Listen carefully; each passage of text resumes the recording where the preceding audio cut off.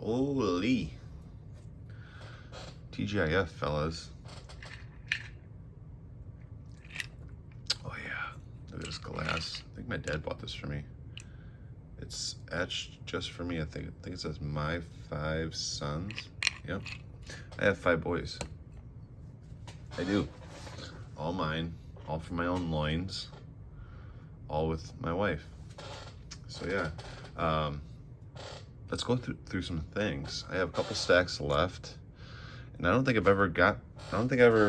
did just go through my last couple videos before this last one.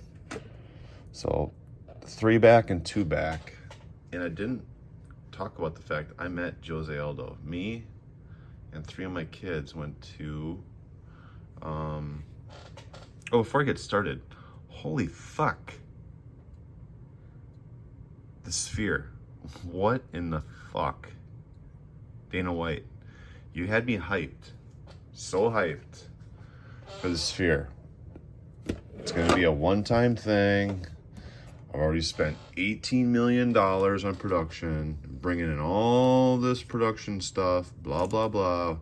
DK's ready to go. You have my checking account ready to rock. I'm going, making plans. My wife's ready to book airfare, good to go. I have a buddy who has early access to friends and family tickets, and shows me the list, and the frickin' list, the cheapest price was $3,000 for a ticket, and it was not including the 400 level. The 400 level was secured by like the Bellagio or the Venetian, so you could book a 2-night stay there. So you get basically $5,600 for 2 tickets and 2 nights at the Bellagio or the Venetian. I forget what it was, but they were the 400 level tickets, which are way the fuck up in the corner and obstructed, right? So that was the best deal that you could get, was the 2-night stay and whatever. So it's basically $2,800 a ticket. So let's say the average ticket, let me find out, like, you know, if you want something decent, it's $4,000. And if you want something good, it's over $5,000. So let's say that the average ticket price is frickin', yeah, not signed. I didn't sort that out. Cub sponsor and eBay. Let's say the average ticket price between the $3,000 seats, $2,500 seats that were in the ticket package, and the $5,000 tickets and the closer tickets. Let's say the average ticket price is $4,000 times 20,000 seats. They're trying to make $80 million gate just on the gate. And you're gonna talk about, oh, we already spent $18 million on production costs and we haven't even had the event yet. Dude, we're getting raped. That's all I gotta say. Like, who bought those tickets? Does anybody know a true fan, a true UFC fan,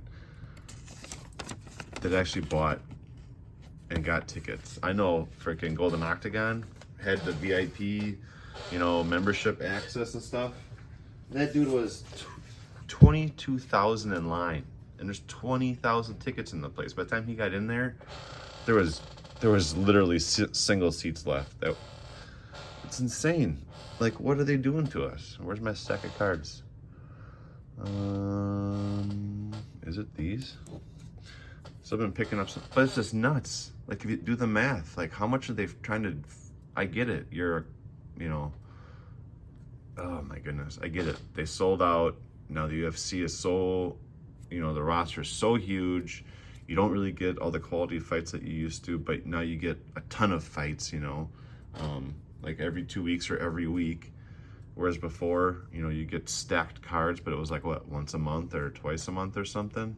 And you knew all the names. Now it's like the Sphere fight card.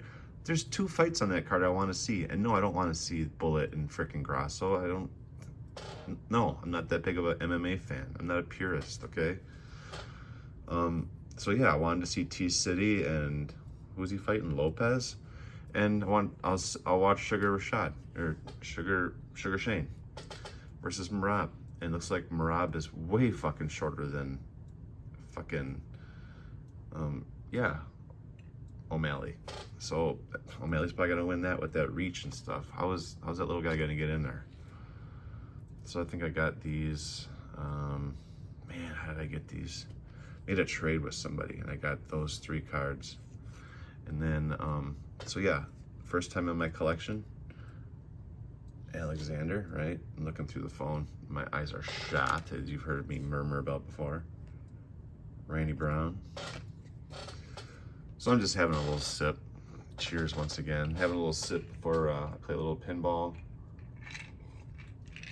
And then head off to dinner. I think that's just a little bit of a Buffalo Trace. Yesterday was my birthday. It was August 1st, and I had a little bit of the Wellers. It was so good. And then played pinball. Second game, set the new grand champion score. I thought I was going to break 1 billion, but I only got 798. I was 2 million away from 800 million.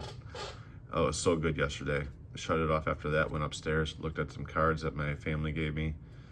So yeah, here we got Damon Jackson, hooked me up, really good dude, fighting in 2 weeks.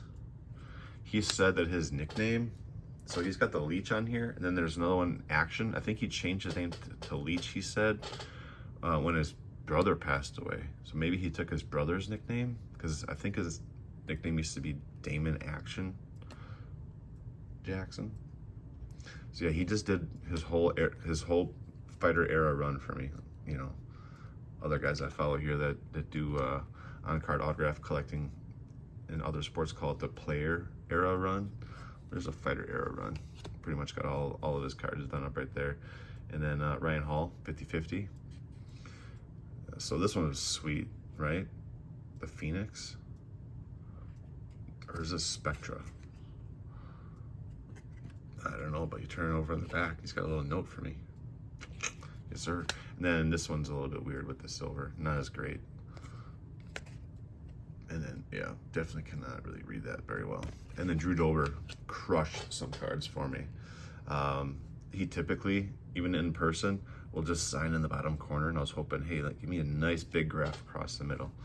And he hooked it up with a couple debut inscriptions, and I think his tough season as well. So here's a couple there. Let's see if there's one with a tough inscription. There's this nice big autograph in the middle as asked. And then there we go, perfect. I got one of them. So here's a Spectra. One of them with the 2012 Tough 15. That's where I remember him from most. And then I love getting the debuts inscribed on there, as well as nicknames and stuff. But good to have one for the set there. And then he signed a couple extras for me that I'm gonna have for trade. I don't remember.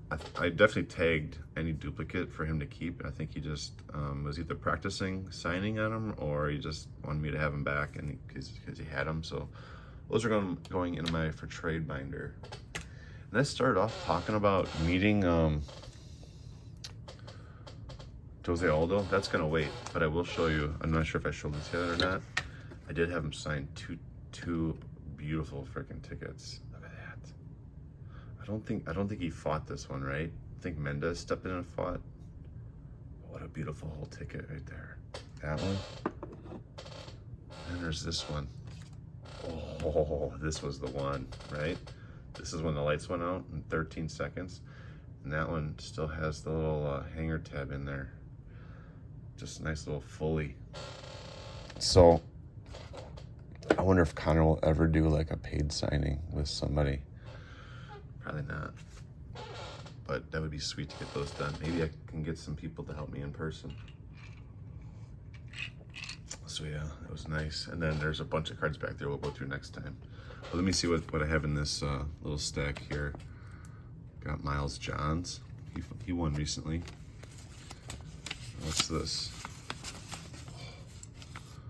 Oh, this is that guy. I met him he's in this pile. He signed and sent this one back, but he signed it on the back. So I saw him at the Anthony Pettis event. Look at this little note. Sorry, or thanks for the love and sorry for the delay. Been busy, chilling. You guys all better be chilling. So here's Dober. Look what he said. Oh, sorry, not looking in the phone here. I hope I sign the cards to your liking. What a guy. Keep in touch. It's like a TTYL, right? Talk to you later. And I think maybe this stack is just all my, so I'm gonna reuse that for some cards. These just might be letters. Like here's Miles Johns. He wrote me a note. And then Nate Marquardt wrote me a note too. I don't know if I showed that in the past or not. We're gonna put those where they need to go. Yeah, so this was the envelope that SETI guy, that's how that one came back. Postmarked with the envelope folded in half. So I can throw that away now. But the reason why I kept it is I think it's because he wrote a home address on there that I think I sent to and haven't heard back from. So he's probably just busy chilling. That's why I haven't gotten those cards back. So yeah, that's it, fellas.